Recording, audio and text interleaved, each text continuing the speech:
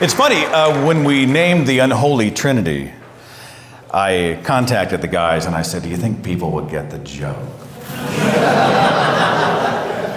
Right? Or will they think that this was our three horsemen attempt, right? And none of us have any elevated opinion of ourselves in that way. It wasn't about that.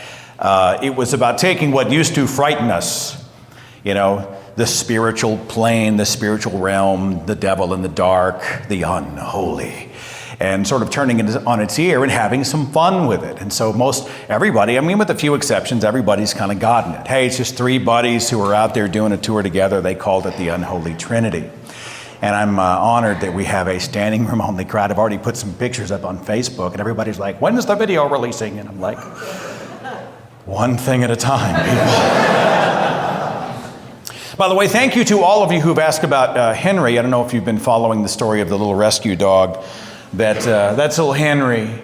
We just rescued him from a puppy mill. They had 103 dogs in a mobile home.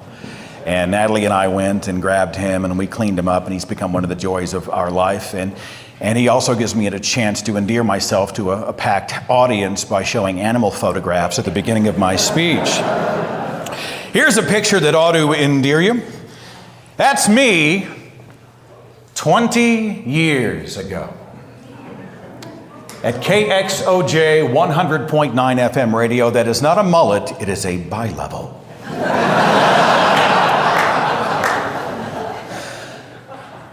Quick biography. I'm the product of a Christian home. My parents are both theologian-level believers. My mother wrote a Greek New Testament study guide used at the college level. I was in Christian school from 4th grade through my senior year, an absolute true believer, a spokesperson for Youth for Christ at 9th grade. Before I could drive, I was speaking to audiences about the truth, right? I couldn't drive, but I had enlightenment for the masses, go figure. I started in radio in 1990 at KXOJ. I spent 12 years, segued out of radio, Christian radio, into pop and rock, and then eventually into video production. And that is what I do today. Here's a shot of me with a band called the Imperials. Anybody here old enough to remember the Imperials? I'm forgiven. I'm not doing the rest of the song. There's me with Amy Grant, about 1997, I think. Now, when I was young, I was fitted with God glasses. Now, I bring these up in my talks all the time because they are relevant to me. They do two specific things. First of all, they filter out incoming rays of light, the things that make you squint because they are uncomfortable. The second thing they have are blinders. They keep you from looking around too much, and that comes from the pages of Scriptures. In Colossians, set your mind on things that are above, not on things that are on the earth. Doubt was a problem, right? How many of you came from a religious or Christian family or environment? Okay, so this is like a self-help meeting then. I'm Seth, ex-Christian. I've been sober for 6 years. Hi, Seth. Yeah, that kind of thing. Doubt, to be uncertain about something. To believe that something may not be true or is unlikely, to have no confidence in. When I was a believer, doubt was a problem. James told us, if any of you lacks wisdom, you should ask God, who gives generously to all without finding fault. It will be given. But when you ask, you must believe and not doubt. Because the one who doubts is like a wave of the sea blown and tossed by the wind. That person should not expect to receive anything from the Lord. Such a person is double-minded and unstable in all they do. If you doubt, you're shaky, you're a feather in the wind, you're unreliable. Proverbs said, trust in the Lord with all your heart and do not lean on your own understanding. When I was in Christian school and in Sunday school and in vacation Bible school, they would often say, you should be like one of these disciples and their faith. Be more like them, be godly. Who's the disciple that they never said, be like that guy? Thomas. Doubting Thomas. After Christ rose from the dead, it was Thomas who refused to believe until he could see Jesus' wounds. John 20:25. The other disciples therefore said unto him, we've seen the Lord. But he said unto them, except I shall see in his hands the print of the nails, and put my finger into the print of the nails, and thrust my hand into his side, I will not believe. And what was Jesus' response? Jesus said, because you've seen me, you believe. Blessed are those who have not seen and believed. I'm reminded of this guy is a senior apostle in the Mormon church. His name is Dieter Uchtdorf. He did a presentation last year at a big Mormon convention, Latter-day Saints convention. It was called Doubt Your Doubts Before You Doubt Your Faith. F. Bosworth, the famous American evangelist, said, believe your beliefs and doubt your doubts. And doubt was a problem. I talked about this in my book, Deconverted, right? Doubt is that pinging in the back of your head, and you brush it away and you think, you try to get used to it, it's a problem.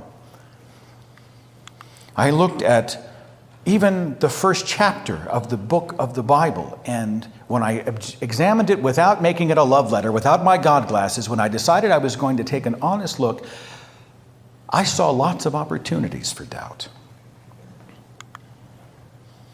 God created the light and the darkness, and he separated them on the first day, Genesis chapter 1. But in verses 16 through 19, God made two great lights, the greater light to govern the day, the lesser light to govern the night. That was the fourth day. Now, a day is a period of 24 hours as a unit of time, reckoned from one midnight to the next, corresponding to the rotation of the earth on its axis as it rotates around the sun. If God didn't create the sun till the fourth day, how would 4 days already pass? I'd miss that one in Sunday school and vacation Bible school. Genesis 1. God called the light day, the darkness he called night on the first day. Without a sun? The creation of the sun, chapter 14, and he also made the stars. But the sun is a star. So if he'd already made the sun, how could he have then created the stars? He created two great lights, but wait a minute. The moon is not a light, it is a reflector of light. It doesn't generate any light. That's not a creation of light. In Genesis chapter 1, he created the heavens and the earth. Verse 1. Verse 14, the sun, moon, and stars were created. Well, wait a minute. Between those 14 verses, what constituted the heavens? That's odd. I kind of doubt that makes sense. And then you feel guilt. Anyone here know the guilt that comes when you start to doubt, right? It's a lack of faith. It's a lack of faith. It's an attack. It's an attack. I need to be a better Christian. I should pray more. I should read the Bible more. The problem is me. Genesis 1:26. God created male and female, Adam and Eve. He created them at the same time. But hang on just a second. Genesis chapter 2. The Lord said, it's not good for the man already created to be alone. So he formed out of the ground all the wild animals and all the birds of the sky, and he brought them to the man to see what he would name them. Whatever the man called each living creature, that was its name. So he named them all. Livestock, birds, all the wild animals. But for Adam, no suitable helper was found. So then the Lord God caused the man to fall into a deep sleep, and while he was sleeping, he took his rib and he made the woman and presented her. Now, Adam was alone in chapter 2, where in chapter 1, they were created together. God said, I will make a suitable helper for him, and then he started with the animals and said, well, shit, that didn't work out.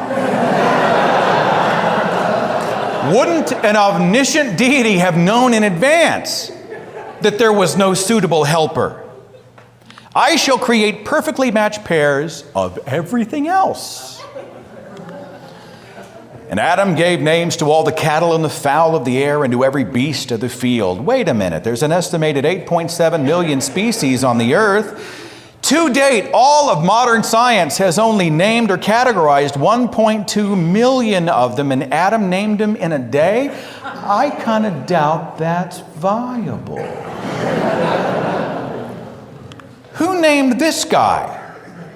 This is the giant spider crab. He lives at 300 meters, almost 1,000 feet. Adam held his breath and swam his ass down there and said, spider crab. I doubt that makes sense. What about the disorder of creation? Take a look at Genesis chapter 1 and 2. Now, this is rudimentary for many of you, but bear with me because I understand that many are hearing some of this information or seeing it in context for the first time, right? In chapter 1, it's the water, then the plants. But in chapter 2, he creates the plants, then the water. Chapter 1, animals, then birds, and then Adam and Eve together. Chapter 2, it's Adam, animals, then Eve. Genesis 2:7 said God made Adam from the dust of the ground. But if the previous verse said the entire earth was covered in water, where was their dust coming from? What the flip is up with the tree of the knowledge of good and evil? Right? Why place it in the path of two naive children? Why allow the serpent into the garden? Why didn't God intervene when the serpent began to tempt Eve? Why wouldn't God want his kids to have the fruit of the knowledge of good and evil? When they were busted, why was the first reaction to cover up their genitals? And is it justice that original sin punishes generations who hadn't yet been born? Now, God is omniscient, knowing everything.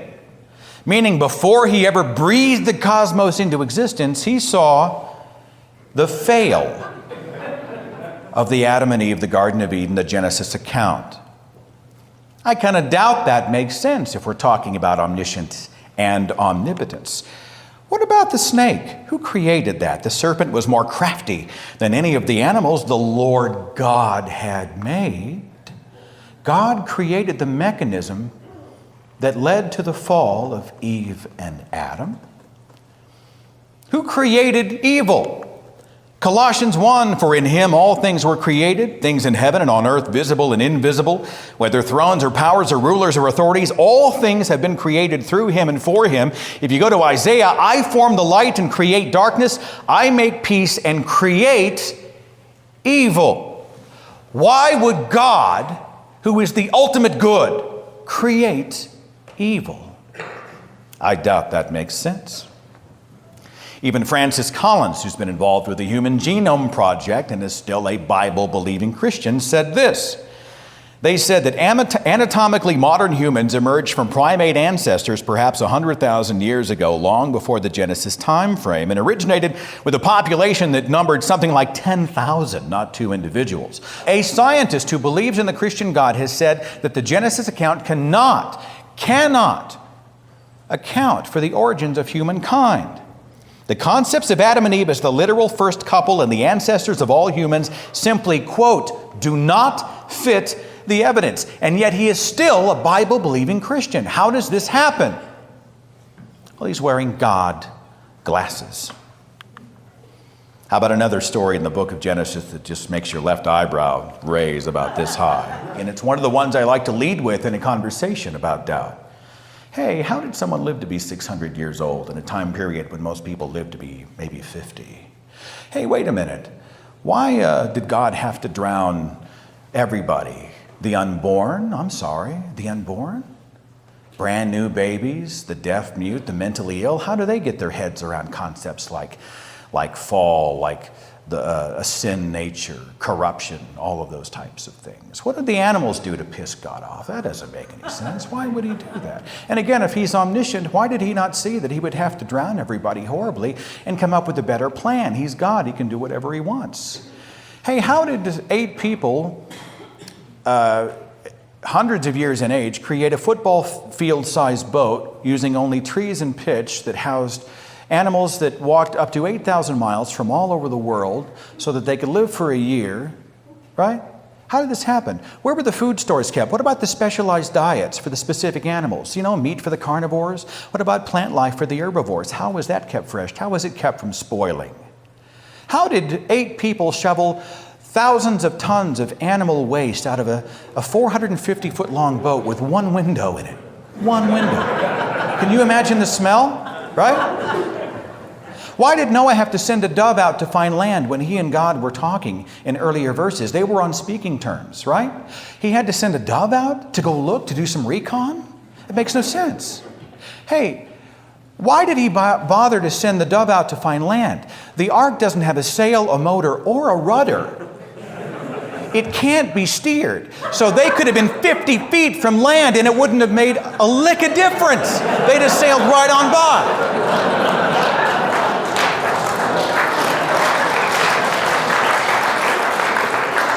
How did 8 people commit incest to create over 5,000 ethnic groups in 4,000 years?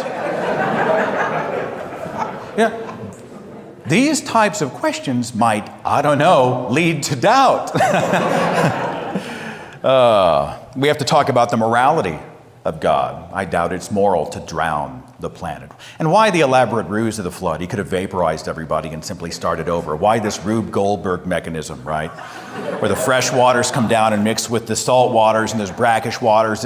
It doesn't kill all the ocean and lake life. I don't get any of that. And the morality of doing it to begin with. Here's a great example. This is Jeffrey Dahmer. He killed 17 people. He's a monster in society's eyes, especially the Christian culture. God kills the entire planet. We call him Lord. Jeffrey Dahmer accepted Jesus before he was killed in prison. According to that, he is in heaven today. The lady on your right is Ayaan Hirsi Ali, who has escaped oppressive Islamic cultures. She escaped Islamic oppression and now fights for human rights, specifically women's rights, all around the world. And she goes to hell. I doubt that's moral. What do you think? I doubt it makes sense for you to be horribly injured on God's watch in a car wreck. You call 911, the paramedics come, you have an invasive operation, you get round-the-clock care, prescription medications developed by scientists, you take weeks, months, or years to recover, and then thank God for saving your life. Here's a great cartoon. It says, I swear, if anyone thanks God after this, I'm putting the tumor back in.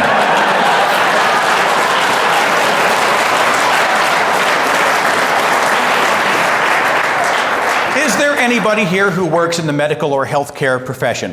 Everybody else, would you applaud these fine people? Thank you.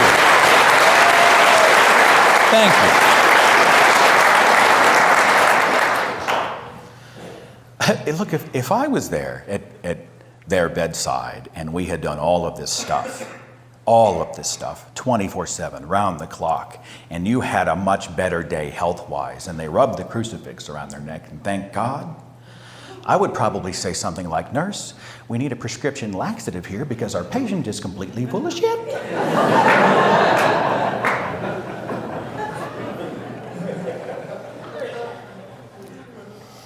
I think it doesn't make any sense that I can't even say the word because I'm not omnipotent.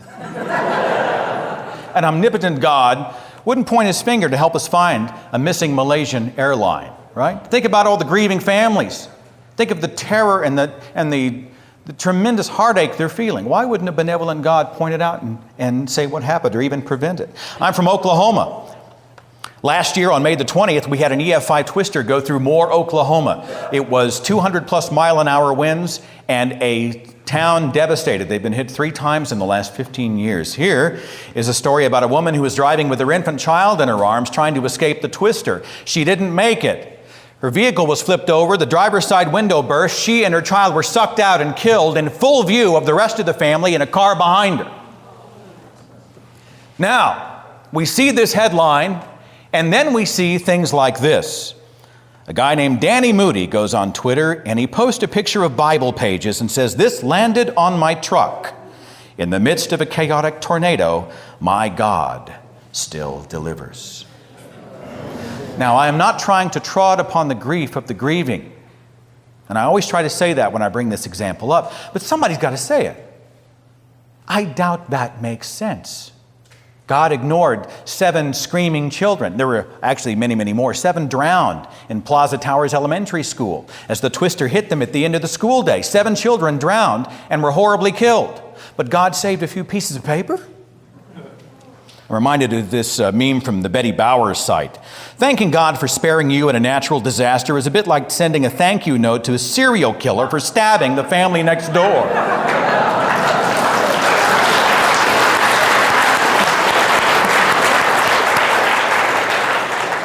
Think of it. People next to you are killed and you thank God you survived.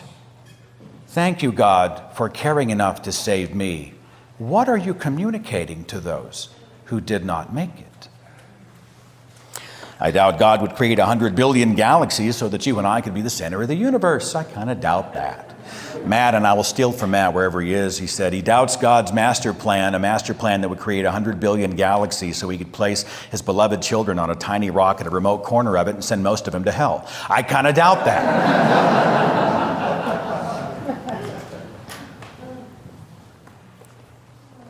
I kind of doubt that the Bible would ever have to be voted on. The canonization of Scripture, the canonization of Bible books. Which ones were chosen? Which ones were voted on? Why would God's definitive word ever have to be voted on by us, right? I doubt that makes sense. I doubt there's a conspiracy of scientists in this world who are all sort of colluding together to kill God. Scientists get famous by proving other scientists wrong. Scientists challenge it, they're the hardest on each other. I kind of doubt that it's normal to take part in the act of communion. We did this once a month in the church when I was growing up. Don't forget next Sunday's Communion Sunday, everybody. So pray and get your heart right with Jesus. Bring the kids out. We're going to ritualistically drink our Father's blood and eat His flesh. What the fuck?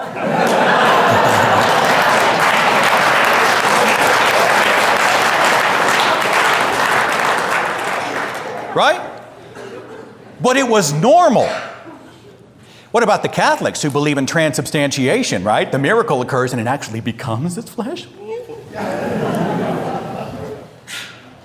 I doubt the morality of Jesus, who said, I have not come to bring peace, but a sword. I've come to turn a man against his father, a daughter against her mother, a daughter-in-law against her mother-in-law. A man's enemies will be the members of his own household. You must love me more than them, even if it makes them your enemy. Is that benevolence?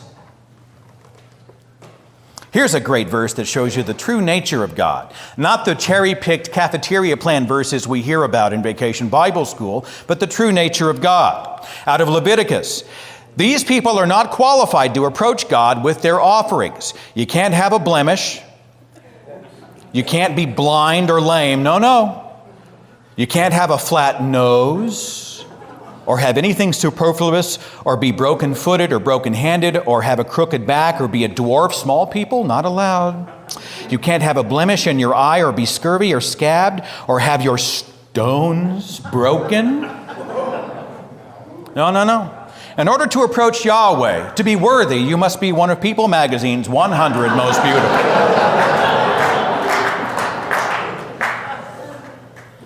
I doubt the morality of the story of Abraham and his sacrifice of his son, or almost sacrifice. I use this story as a test when I'm talking to people in the faith. And I say, do you admire Abraham as God's servant? Absolutely. We should all follow his example. If God appeared to you and He said, take one of your children, and often will ask them one of their children's names. Give me one of your children's first name.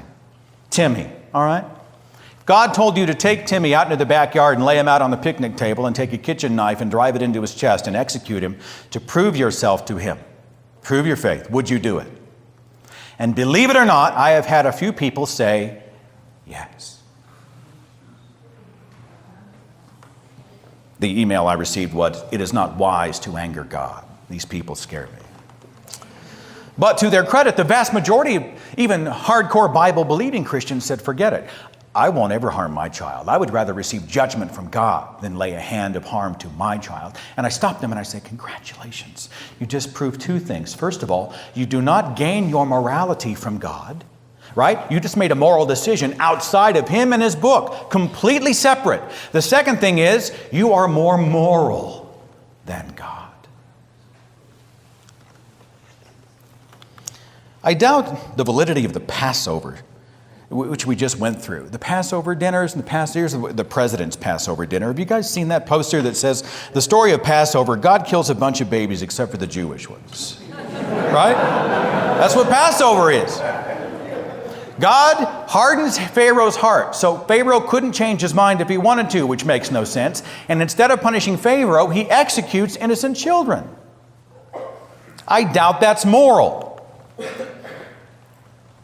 I doubt intelligent design where 99.9% of all the species that have ever lived on Earth are now extinct. How hugely wasteful is that? I hear people talking about design. Really?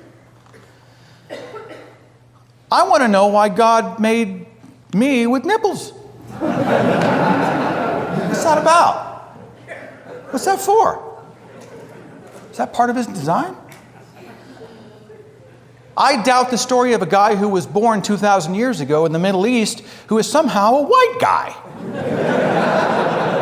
Have you guys seen those totally Caucasian oil paintings of Jesus in everybody's house?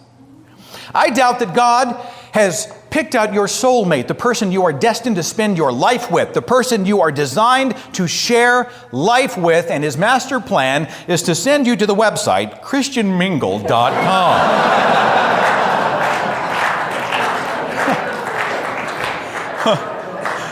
What did we ever do before the internet? All of those people must have found somebody wrong, right? I doubt a benevolent God would allow 14,000 children to starve to death so that he could instead use his power to make Matthew McConaughey pretty and talented. Now, I like Matthew McConaughey's movies, but when I saw him at the Oscar talking about a scientific fact, I just felt that chill come up, right? Talking about God. Now, he's from Texas. I'm guessing it's the Christian God. And I have to say, hey, wait a minute, Matt, you won the Oscar playing somebody who befriended a transvestite. Have you read the Bible's take on sexuality? Huge contradiction. I doubt that makes sense. I doubt God wants Pastor Joel Osteen in Houston, Texas to have a personal net worth of $40 million. Did you guys read about the break into his church? One day's take, they stole $600,000.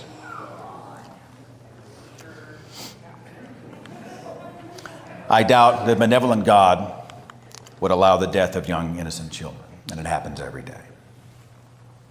I doubt a God who would create and be the architect of a place called hell. Have anybody else been in a debate or discussion, and when reason's not working, they go, well, when you're in hell, I'll be laughing at you. Right? Well, that's not an argument. It's a threat. It's an attempt to play on a fear mechanism. And normally I play the video, but I'll just let you, if you don't watch it online, I did a video called Burn Victims, where we actually look. Most people talk about hell, but they have no idea what the actual connotation of hell really is. What's it really about?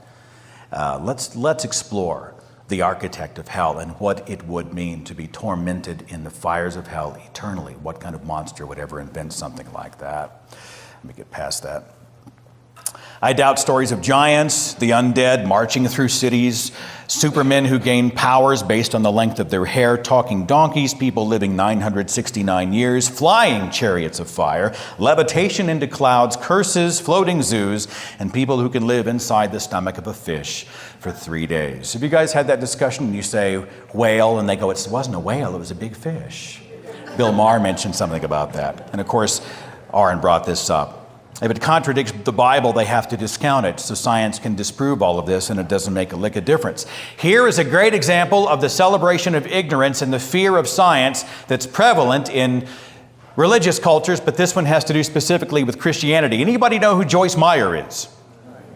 She's an author and evangelist, and she speaks all around the world. Well, she wrote a book called Battlefield of the Mind for Teens, which targets teenagers and the parents of teens, how to be a godly teenager, how to raise a godly teenager. And she said in her book, and I quote, Satan will look for your child's weakest area and attack at that point. He will attempt to fill your child with worry, reasoning, fear, depression, and discouraging negative thoughts. She lumped reasoning in with worry and fear and negativity and depression. It gets better. Same book. I once asked the Lord why so many people are confused, and he said to me, tell them to stop trying to figure everything out, and they will stop being confused. I found it to be absolutely true. Reasoning and confusion go together. And I have to resist the urge to remind Joyce Meyer that if she is preaching a literal Bible, she is not qualified to instruct me in any way whatsoever. How does any woman champion that book, right? The woman that says, go home, tell your husband you're not qualified to speak. You tell him he must speak on your behalf. Hell, even in the Bible, female slaves are worth half of the male slaves. All over the Old Testament, the females are the spoils of war. Take them. Take them along with the other possessions. How does any woman defend this book? Well, they're wearing God glasses, right? They picked out the cherry-picked verses. Husbands, love your wives as Christ loved the church, and the love chapter in Corinthians and all that stuff. You know, Bertrand Russell said the fundamental cause of trouble in this world is that the modern world, the stupid are cocksure while the intelligent are full of doubt. We have to change how we frame the idea of doubting. You know, not that it's a sin and it's a problem and it's an attack and I'm ashamed, I'm not worthy. Doubt becomes our mechanism for determining what is true and what is not. Doubt is an amazing tool for allowing ourselves to live truthful, honest lives. Doubt allows us to sort of kick the tires and say, is this vehicle roadworthy? And from that perspective, Doubting Thomas is one of my favorite characters in the Christian Bible.